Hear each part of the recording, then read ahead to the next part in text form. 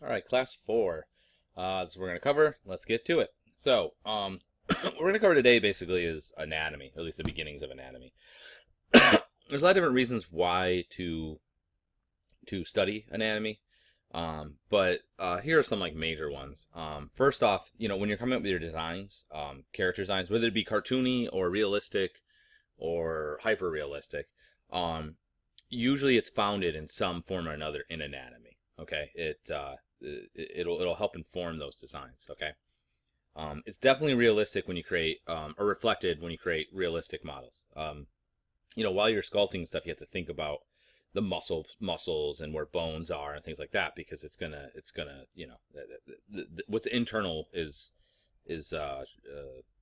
visible externally. Okay, it informs the surface of characters. Okay, so when you do, besides even modeling, if you're going to be doing rigging, it's the first thing you think about. Anytime that I would get a rigging job, the first thing I'm going to do is study what the skeleton or the anatomical structure looks like in order to more closely mimic it. It also helps you when you're doing pose design. So while animating and stuff, it'll let you know how the body is capable. In what ways can it bend or twist or torque to position itself. And more than anything else, nothing is going to improve your drawing and general foundation skills, your artistic eye, than anatomy. Because we are so in tune with it, we are so acute at depicting what is right and what is wrong in the human physique that it becomes really apparent if something's off. And so it forces you to be more accurate, which then subsequently makes you better. Because if you're wrong, you're just wrong, and you're wrong, you can tell, and it is what it is. So nothing has helped me be better as an artist, and nothing will help you as well. Okay, even if you're going to be more of a technical person, those fundamental art skills are still applicable. All right, so here's some general anatomy drawing terms. So abduction means it's moving away from the limb. So if I have my hand to my side and I pull it away outwards, that would be abduction. I think you abduct somebody. Adduction is putting it towards. Anterior is the front. So your chest would be the front, as opposed to the posterior, which would be your back, or dorsal actually in that specific case. Aponeurosis is a sheet-like tendon. Basically, the main time to think about that is over the stomach. There's an aponeurosis. Articulation is just where you have a point where there is a joint where you will bend or twist or torque. Condyle is just a bony eminence. Costal is the region of the ribs. Distal means farther away from, think distant, as opposed to proximal, which is closer. Dorsal is the back of the form, so think dorsal fin. Extension and flexion. So if you extend, let's say I have my arm, if I'm making a muscle, I'm flexing, right? That's a flexion. If I put my arm back out, if I reach out, that's an extension, okay? Foramen is just a hole. Fossa is a depression, insertion. Lateral means to the outside of the body, as opposed to medial, which is towards the inside of the body. There's ligament and there's tendon. So basically, a ligament is a tissue that basically attaches bone to bone, as opposed to a tendon, which attaches muscle to bone, okay? Medial, I already said. Origin, there's the origin and insertion. Origin is where a muscle or whatever attaches to, where it starts, and then the insertion is where it goes into. Okay, so whenever you have a muscle, there's an origin and an insertion. Palmar is obviously the palm of the hand. Posterior is the back. Process is just like a bump, a bony projection. Pronation is when you open your hand to the person, okay, as opposed to supination. Okay, so there's pronation and supination. Basically, it means like opening your hand or closing your hand. But by that I mean rolling your forearm, so you show your hand. Ramus, there's the ramus of the jaw. It's like a bend. Again, it's like a flattened projection. Subcutaneous means underneath the skin. Tendon, I already said. Tuberosity is again a little bump that's usually there's a muscle attachment to it. These are general human proportions. the thing is, this can totally range, and not everybody's the same. For instance, my brother is 5'5" and I'm 5'7". Shoulder to shoulder, we're the same height. I have a giganticus head. Okay, so it's just improportionate. But you're going to see that from person to person. Some people have bigger heads, smaller heads, longer arms, shorter arms, you know, wider hips, smaller hips. It's what makes us unique. We're all snowflakes, blah, blah, blah. These are general proportions that you can somewhat, if you're going to like take the median of the average male or female, it's going to be roughly these proportions, okay?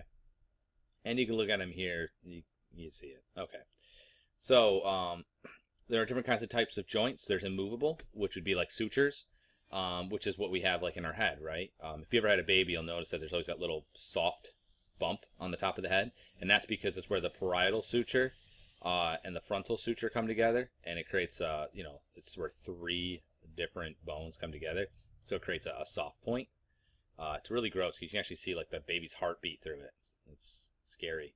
But those are sutures. Okay. Another example would be like on your pelvis, right? Your pelvis is actually a collection of 3. You know, there's the iliums, the ischium, and the pubic bones.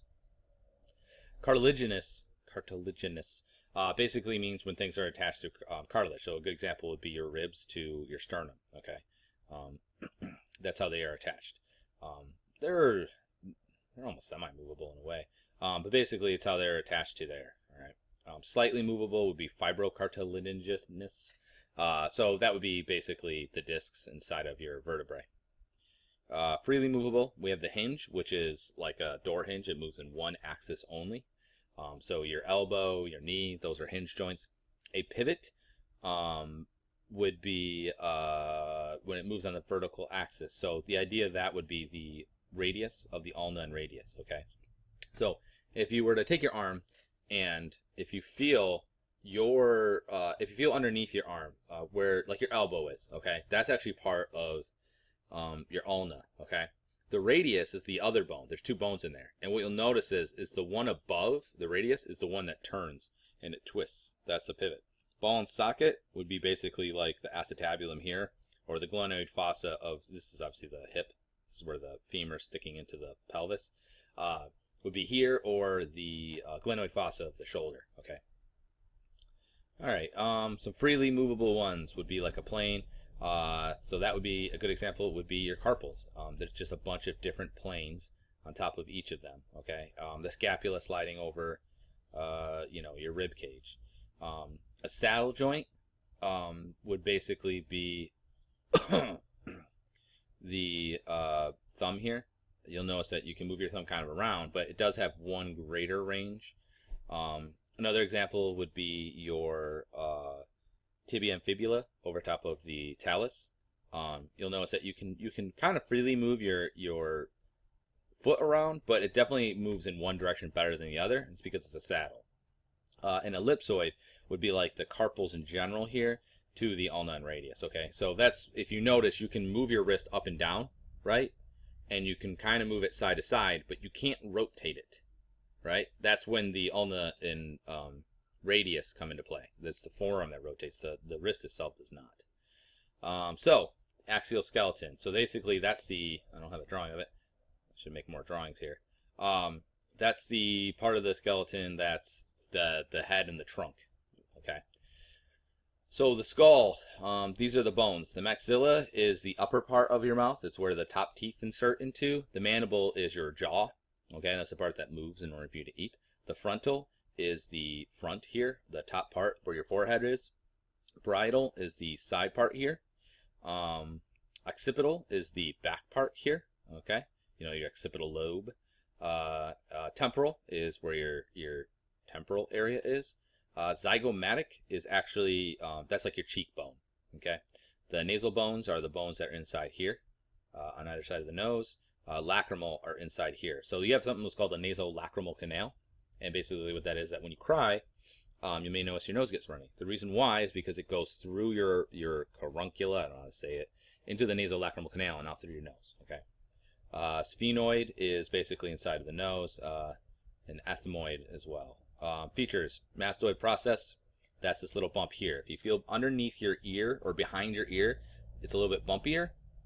Occipital protuberance, if you feel the back of your head, you'll feel a little bump just at from where your head from the occipital bone to the trapezius, we'll say, you'll feel there's a little bump there. Okay. Zygomatic arch is from the zygomatic, which is again your cheekbone. Auditory canal is obviously where your ear hole is, which is right here. Mental protuberance is your chin. Okay. So here you can see some things. Generally speaking, the head is 1 head tall. Obviously, it's 3/4 of a head wide and 7/8 of a head deep. So it's almost a square from the side. The one thing I would tell you that's really useful is that, and there's a bunch of things down here, but this one I find the most, is if you cut the head in half, right? That's right where the eye line is. A lot of people know that. But if you cut it in half vertically and in the horizontally, that's right where the auditory canal is, roughly, okay? It's also where you'll see the ramus of the jaw comes up into. So basically, if you find the halfway mark, the center of the head from the side view, that's right where your jaw is going to come in, it's right where your ear is going to come in, and it's right where the eye is going to come off of.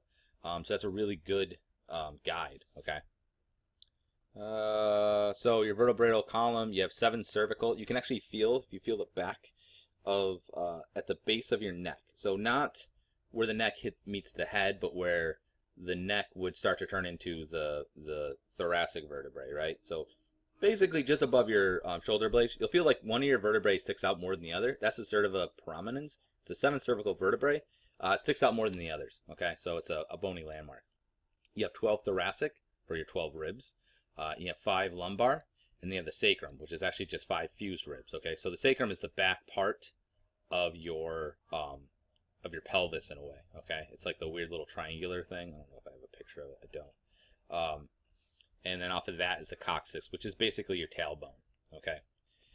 One thing to keep in account is that basically because we are bipedal, our body, and the spine specifically, it's built with a scaffolding system, okay? So what that means is that it allows for shock absorption, but it also creates a nice rhythm throughout the figure. It creates this nice little S shape here. And also you have counteracting planes, right? So you have an up plane, vertical, another up plane, and then like a down plane here. Okay, so that's how the front of the body would be shaped. But yeah. You have 7 true ribs. True ribs means that it's ribs that attach from the thoracic vertebrae to the sternum directly. You have 5 false ribs, which means that they share a connection. So like they have one connection here, but 5 vertebrae come off of that one bit of cartilage. And then the 2 floating ribs means that it's attached to the thoracic vertebrae, but it's not attached to the sternum, okay? The sternum has 3 points. The manubrium, which is basically this little triangular bow tie part. And then you have the gladiolus, which is basically like a gladius. It's the longest part. And then the xiphoid process is a little bump on the end, a little nipple on the end there. That's the part that always gets broken when people do CPR and stuff. Some general things, and you know, these are extremes.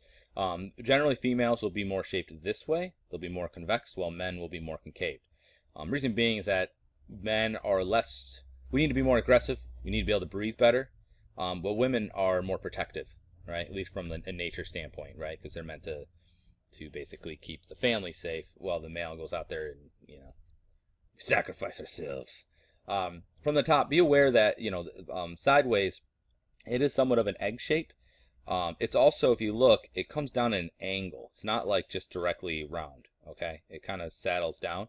And from the top, it's actually very angular, okay? So this is where the vertebrae would be. This is where the sternum would be. The rib cage actually creates, it has eminences, parts that stick out more than others.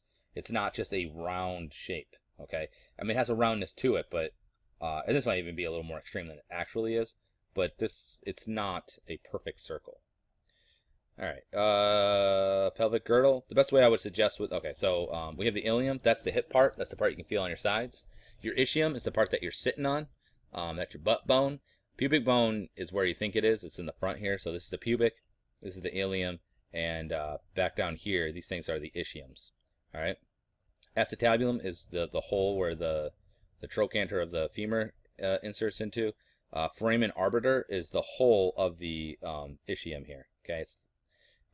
And the coccyx, again, is at the vestigial vertebrae here. Well, this is the sacrum. Okay. Best way to think about it is a bucket that has a hole in it, kind of like this, or a cube.